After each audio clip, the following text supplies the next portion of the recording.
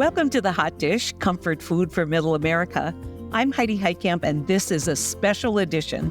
Before we get started, we want to thank all of our listeners for your continued support. We love hearing from you, so please keep those questions and suggestions coming. And I'm Joel Heitkamp, and I just want to remind you to reach out to us via email at podcast@onecountryproject.org. And be sure to check out onecountryproject.org for more updates on what we're doing to lift up rural voices in Washington.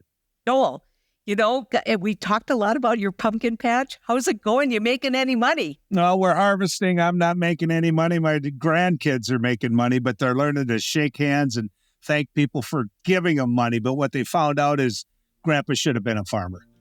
I doubt that.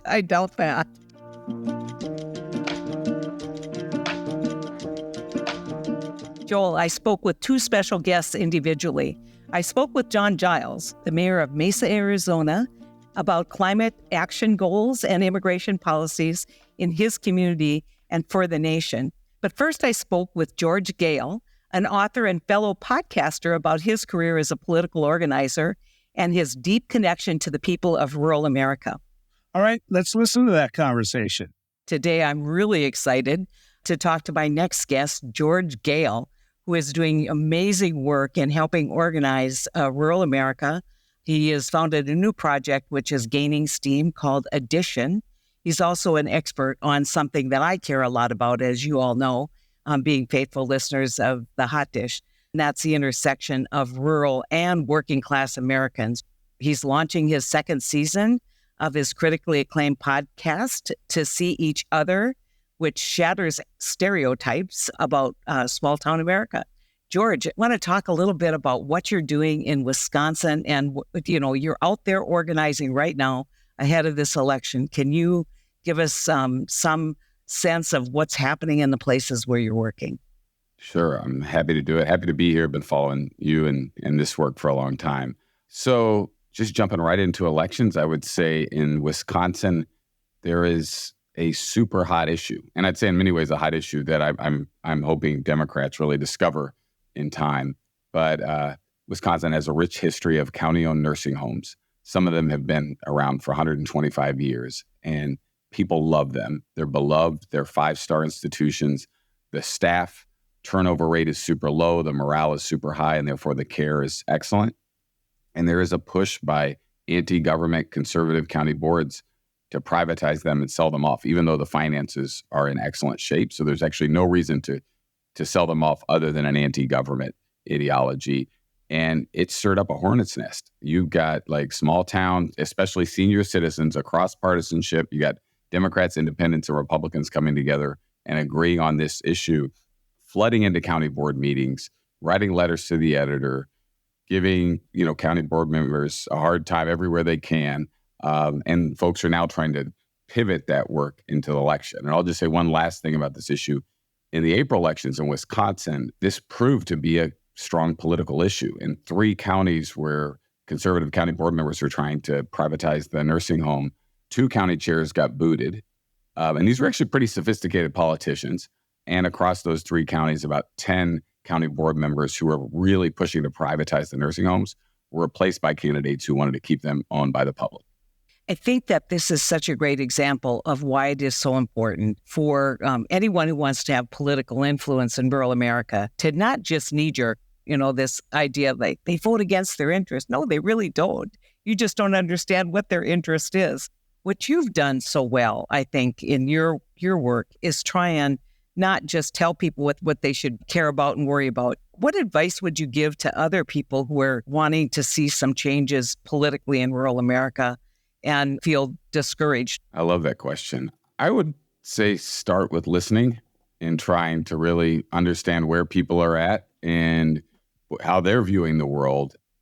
I grew up in southern Indiana in a couple of different small towns, grew up on Greasy Creek Road in Nashville, Indiana, but I eventually moved to Chicago, and they had a style of organizing where you went and knocked on doors and asked people, what is the one thing you most want changed in the community?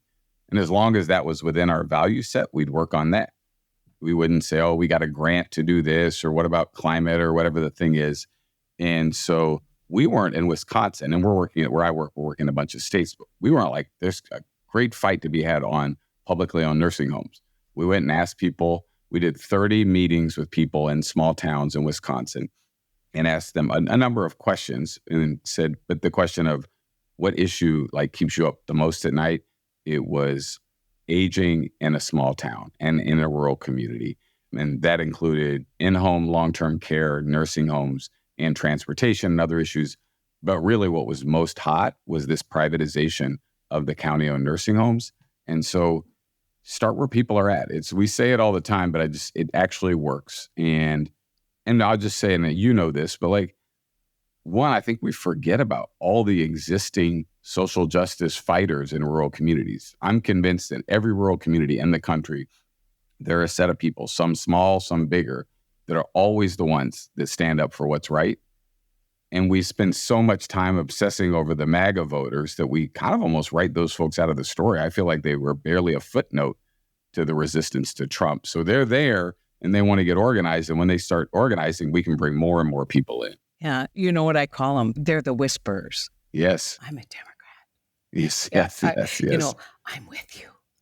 Exactly. Yes. It's always so interesting. I was in rural Minnesota and I was walking around with a Harris Walls shirt and it was just hot off the press. And I must have had 20 people come up and whisper, I'm with you. Can we say it a little louder? Yeah. And what's happened really is that the kind of tactics of the MAGA movement, I won't even say Republican, but the tactics of the MAGA movement have really driven people underground, but they're there and people don't appreciate it. No, I think I remember in 2016, after Trump was elected, speaking to a set of liberal progressive donors in Washington, D.C., and you could sense that the conclusion they had come to was not to fight harder for rural hearts and minds, but actually to write people off and just be like, that is not our future. And I think there are a bunch of people, you definitely among them, that have fought to tell a different story of what's possible. And I think we know if we actually write off the rural vote, we have not hit bottom. Like these 70, 30, 65, 35% counties moved to 80-20 in Wisconsin, Michigan, and Pennsylvania. It's like game over. Like those states are off the board. Yeah. I mean, I always tell people, they say, well, good luck with that. I said, I don't have to win them. I just have to win. I have to go back to 60-40. Yeah, I think that's right. And so let's talk a little bit about this election because people are starting to say prayers probably once an hour. Right. For the country. But I think more importantly, asking, I can't sit on the sidelines anymore. What should I be doing? What should I be doing? What would you tell them? I love that question. I would, one, say to anybody, like move from a stance of anxiety to one of action. Like I think about the last year, how many hours were spent worrying and not doing anything. And like that actually didn't do anything good for the person that was worrying or for the country or for the election. So I just like figure out how to be in a stance of action. And I'll just even give you one story. A friend of mine who lives in Minneapolis was tracking some of the work we were doing in Wisconsin and Michigan and said, what can I do? And I said, well, some of these local groups and some of these local rural Democratic parties need money. And she happens to be a square dance caller. So she organized a square dance, happened over the weekend. She raised $1,500 and then asked which group to send it to. And it's, not a massive amount of money, but that is somebody moving from anxiety to action. The organization I used to work for, People's Action, has a deep canvassing program, which deep canvassing is non-judgmental conversations that could be with a voter on issues or on a candidate. And when I was the director in 2020, we did 280,000 of these conversations with voters that we modeled to be movable. They were maybe leaning Trump, they were maybe undecided, maybe that when we did a model and we had 280,000 of these conversations and moved a bunch of folks to actually vote for Joe Biden.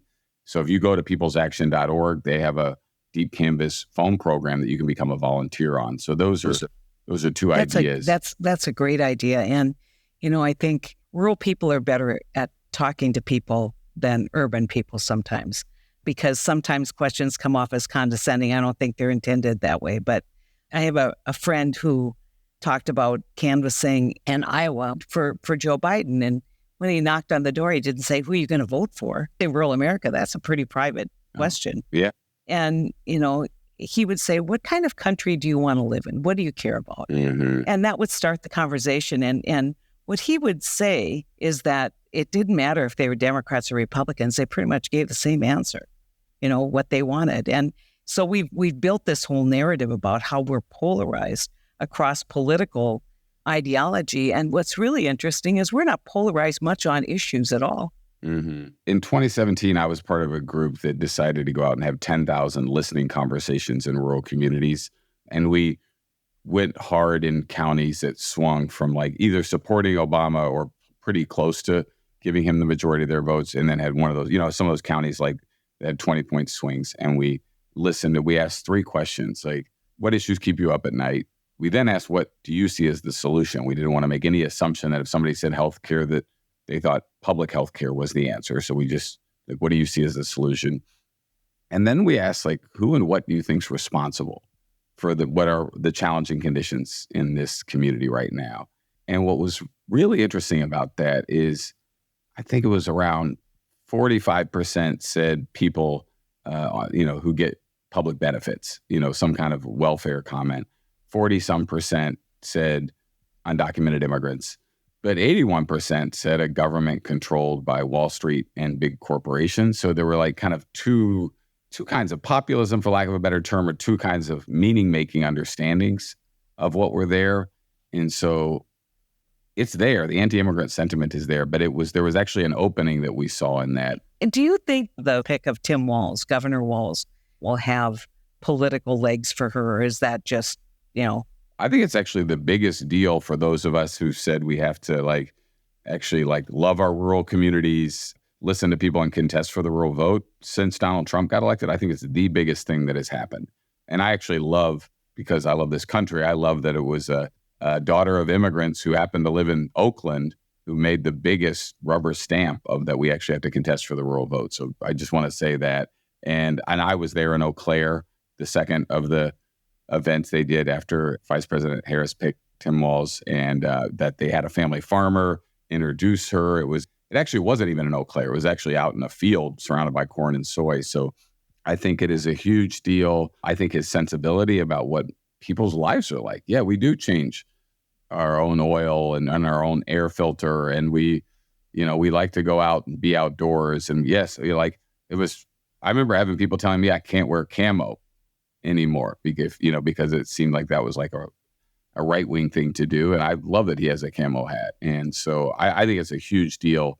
And really, as you know, if like a couple percentage points better in rural in this election, especially in Wisconsin, Pennsylvania, Michigan, but the same goes for North Carolina, Georgia, and Arizona, that could be all the difference. Yeah, I think the biggest thing that it did for me is when people say, oh, the Democratic Party they don't understand us. They don't even know us. No, I mean, Tim Walz has showed he loves rural communities, and that certainly did not come through in hillbillyology. Yeah, we have a few minutes, but I do want to talk about hillbillyology because I think there's an interesting kind of narrative on that, which is, he basically said the government's not coming to help you.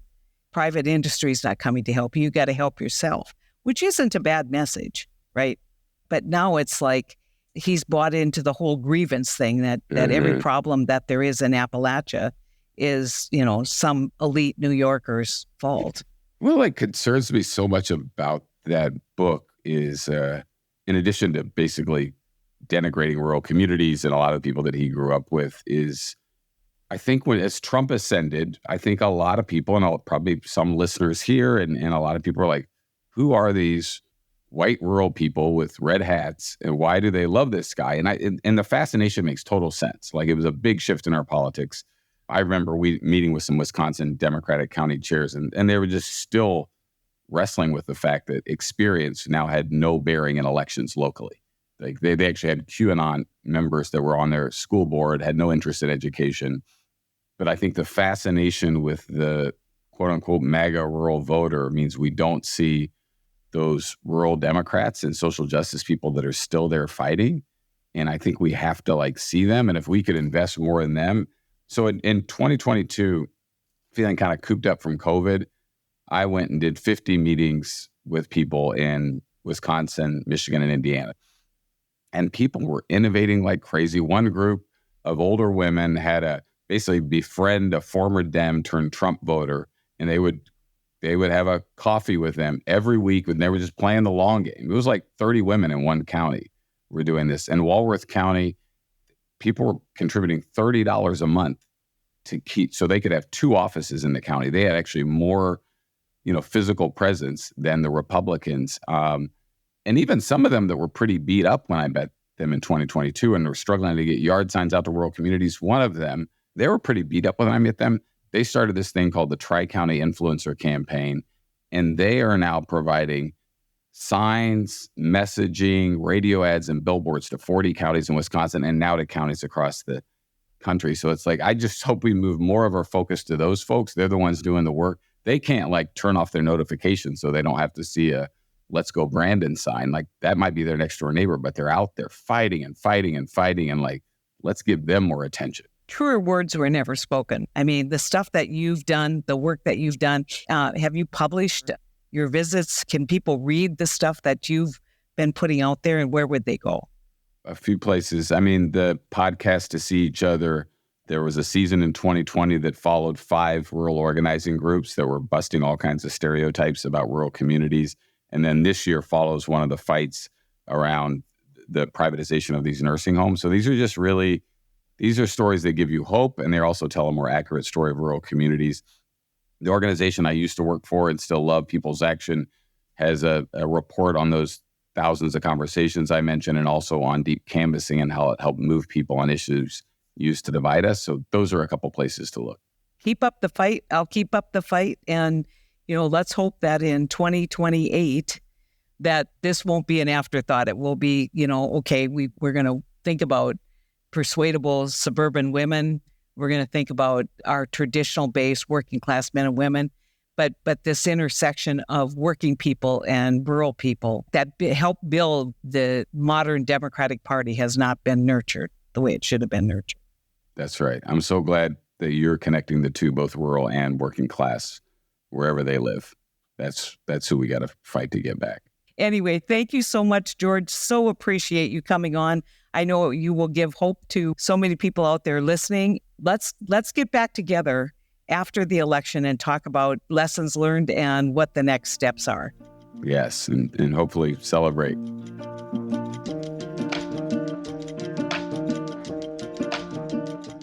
We want to share that throughout October, the documentary Odd Hours, No Pay, Cool Hat will air on PBS. This film takes viewers into the heart of the volunteer fire service and by extension on a journey through many facets of America. Joel's interview with the executive producer, Peter Yoakum, will be in an upcoming episode of The Hot Dish, so stay tuned for that. And I will tell you that the volunteer fire department is the backbone of first responders in rural America, and the challenges are many. And so this is a really important component of keeping rural America viable. Check out when the documentary will air near you on their website, PBS website, or on the website oddhoursfilm.com. Great documentary. Please find it on your PBS station. Check out their website again at oddhoursfilm.com.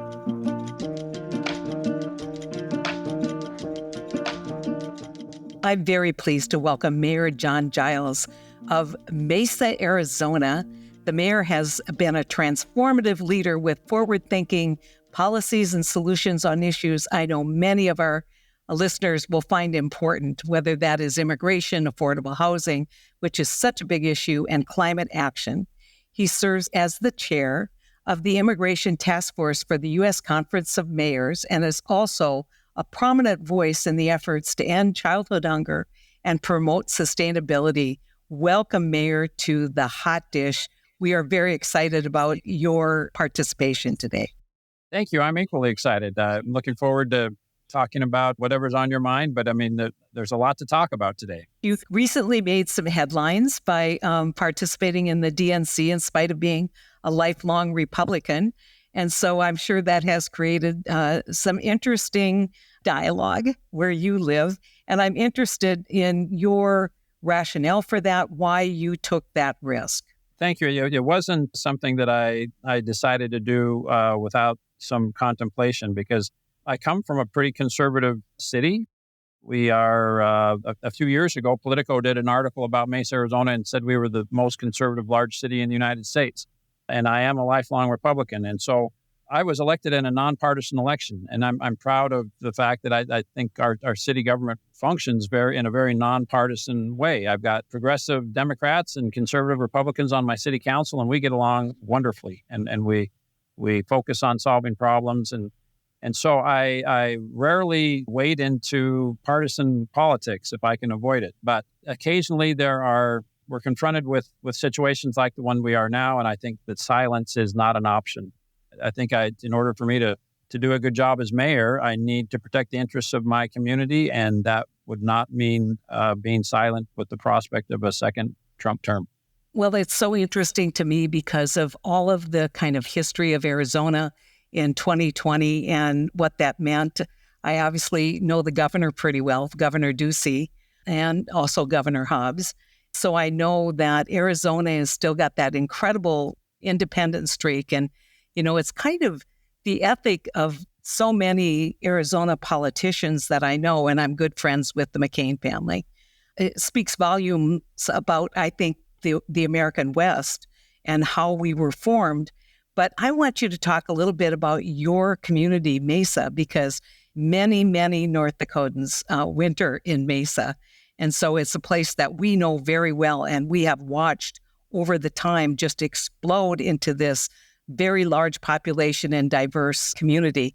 I'm born and raised in Mesa. This is my hometown, and that's what attracted me to this job. I have a lot of affection for my hometown. And 10 years ago, when this opportunity presented itself, I didn't think I was interested, but the more I allowed myself to think about it, I realized there's nothing I would rather do professionally than spend full time trying to address the challenges of my hometown. I am a lifelong Republican, but we're elected and as I indicated earlier, in nonpartisan elections.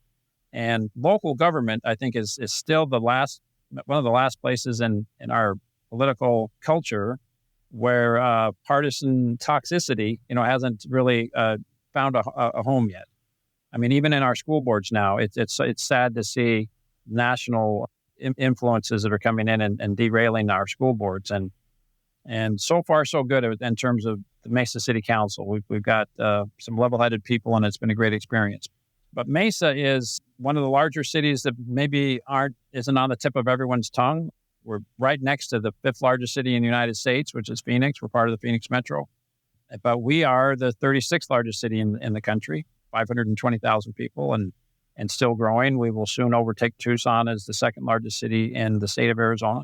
The weather here is ideal. It gets a little warm in the summertime, but people from North Dakota and Canada and everywhere else, love to be here for the majority of the year because we've got blue skies and shirt sleeve weather most of the days. So it's a great place to live. And politically, as you mentioned earlier, Arizona has a reputation for being staunchly independent in some ways. I mean, you go back to the Barry Goldwater and John McCain, kind of iconic Arizona politicians that kind of were famous for, being truth tellers and not being obsessed with being loyal to the party hierarchy. They would tell it like it is. And I think that spirit is still very much alive and well in Arizona.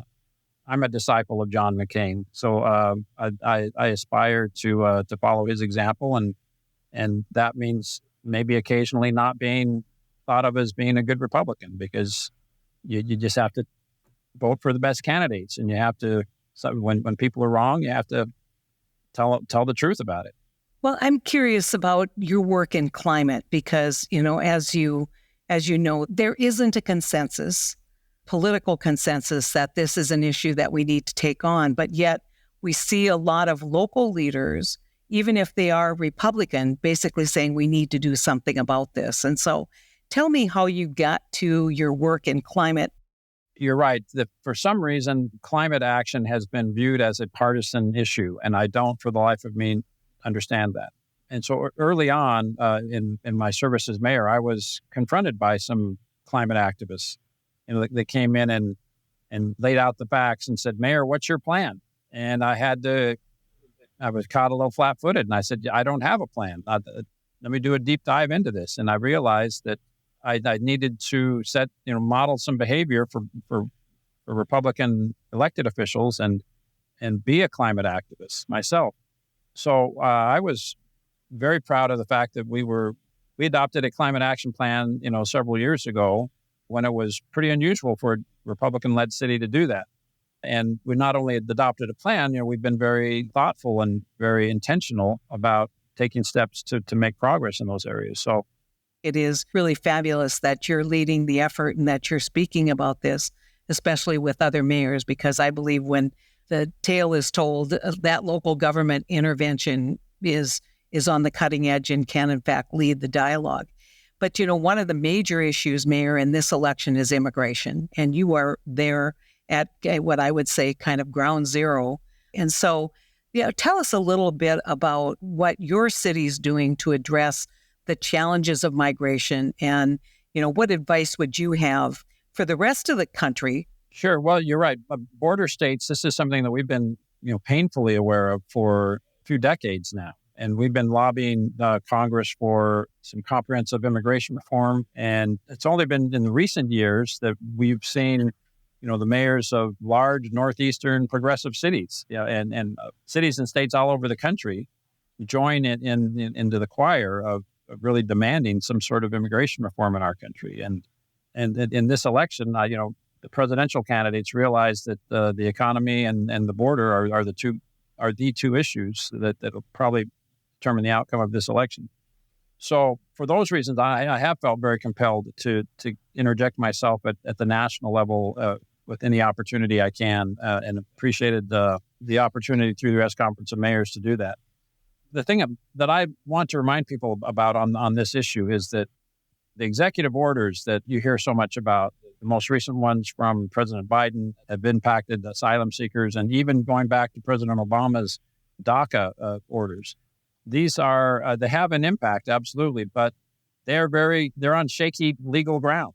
But they're subject to litigation, and because just to get back to Civics 101, the executive branch doesn't write laws. That's what Congress is for. And so any executive orders that you're seeing related to the border are not a substitute for congressional action to fix the loopholes that are in our border and immigration laws. So I think that's why you saw so much disappointment when the bipartisan Border and Immigration Act that Senator Sinema and Senator Langford and others worked so hard on was effectively vetoed by someone who's not the President of the United States. Donald Trump did not want to see progress on this issue because he wanted to use it, exploit it for political purposes. So that was really disappointing for those of us from border areas and even mayors across the country that are feeling the profound impact of the border surges. Just as a point of reference, I would tell you that one of the moments that I remember most from sitting in the United States Senate was voting for the comprehensive immigration reform that John McCain and Jeff Flake had such a huge part in, bringing their expertise, bringing their sensibility and the sensibility of the people of Arizona. We passed it almost with 70 votes in the Senate, but was delayed and vilified in the House, and Paul Ryan didn't want to take it up. And so when people say, nothing has happened, I always want to remind people, this was now almost 10 years ago when we had a solution that was bipartisan, that was well negotiated. And so, we can do it if we have the political will. And I think it's going to take local leaders to step up like you and tell the story and basically say what the needs are. Here's the last thing I'll say about the immigration issue is that these are all issues that can be, all of the problems related to the border and to immigration and asylum, these are very fixable problems.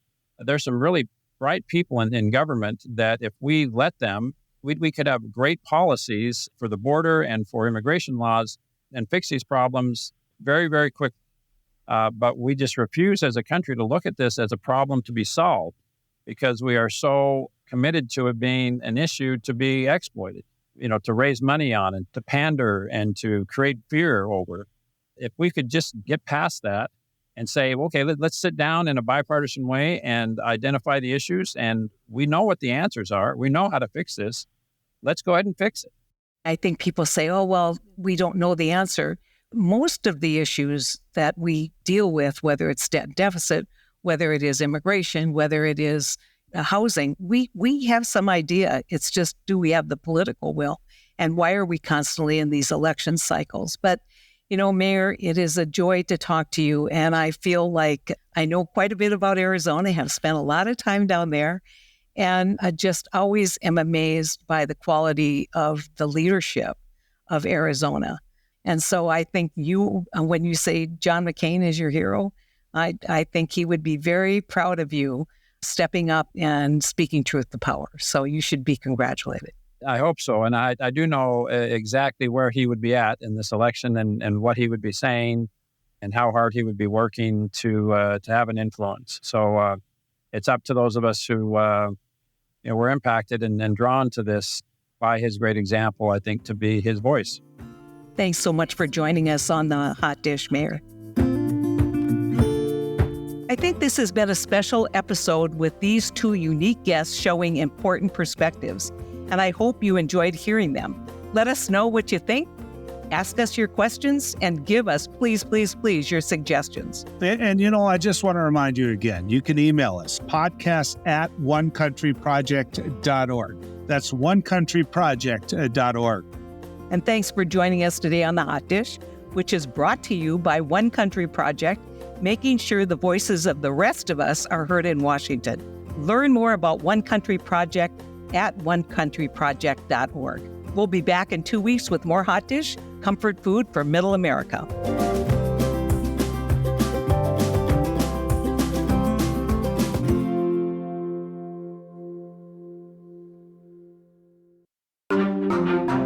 Topica.